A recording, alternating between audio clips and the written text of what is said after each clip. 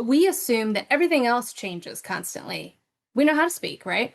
We know how to communicate. Do we though? I mean, how many people have you run into where you're like, "Whoo, okay, that was a lot. I think we're good," right? And there was no awareness around that. So I think that really recognizing our own first, and then working to have those patterns that we're still interrupting by like 1%. We don't need to go huge on this, to really make sure that we are mindful, that we're present, that we make others feel heard, which is really important. And then once we have that a little bit established, because again, just my example there, we're always working on it, right? That 35-pound weight is going to be in my brain for a long time now. So we're always working on it. But then we can also help others reframe their pattern interrupt. If we have a group of people speaking, and let's say, because this is a universal thing that's happened to everyone, someone hijacks a meeting or a conversation. Right? How do we pattern interrupt them in a mindful, thoughtful, caring way to bring that situation back to center? Right? And there's lots of different ways that we can do that with our own pattern interrupt, of how we can do that and lift them. So I would say definitely always starting with us on that and recognizing what we haven't changed in a long time. I work with a lot of people who are younger coming into business. And one of the things that I find absolutely fascinating, which every generation has, is some of the wording and phrasing that they use.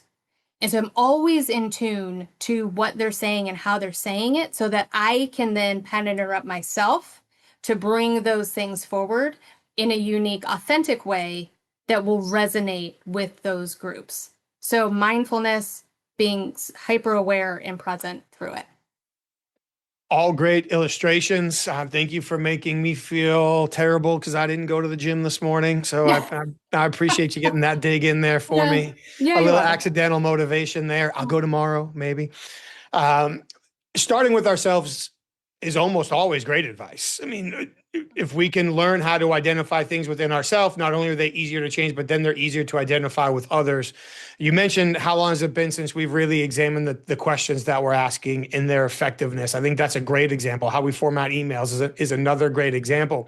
But when we talk about the effectiveness, another thing that we're very capable of doing, and I'll throw myself under every bus with this one, is we can rationalize how things couldn't possibly be our fault if they're not working well. So I've got a great question. I don't need to change it. Everybody else just needs to do a better job answering it. That's clearly what the problem is. So how do you work with your clients in order to help get clarity? I think that's a word we'll likely be coming back to here, around the expectations to make sure we're adjusting our communication patterns accordingly. Yeah, I love that. I'm going to step back. You had mentioned start with yourself as great advice. It's great advice that most people don't listen to.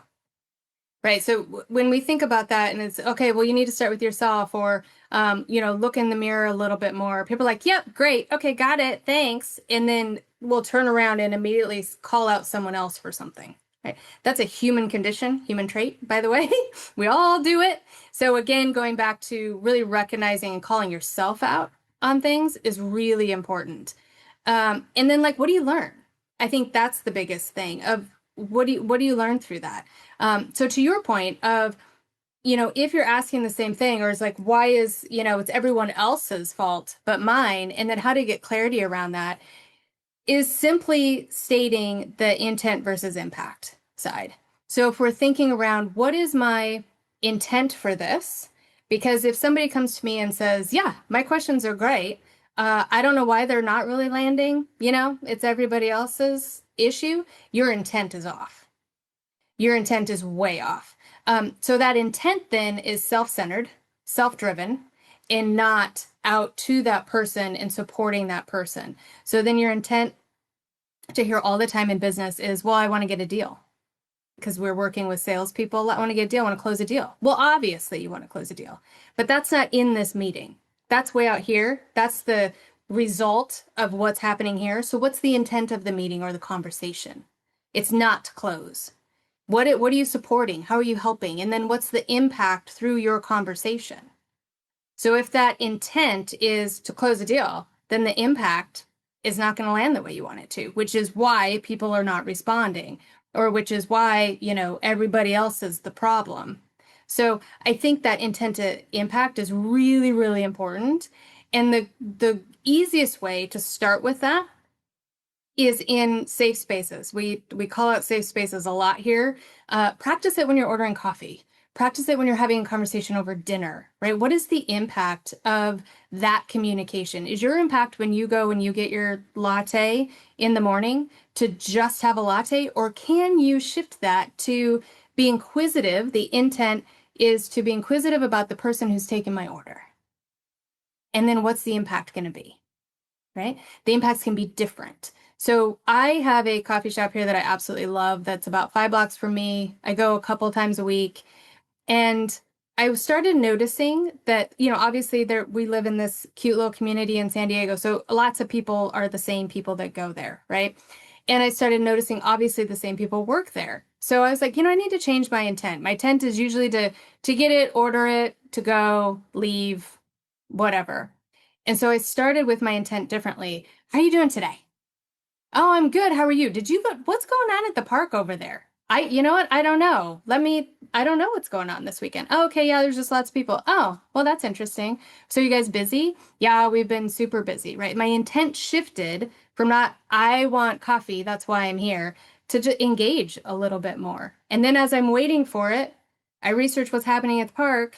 And then when they call my name, I'm like, you know what's happening? This is what's happening at the park. Oh, cool. Yeah. Next time I come in, hey, Amy, how are you? Intent to impact is different.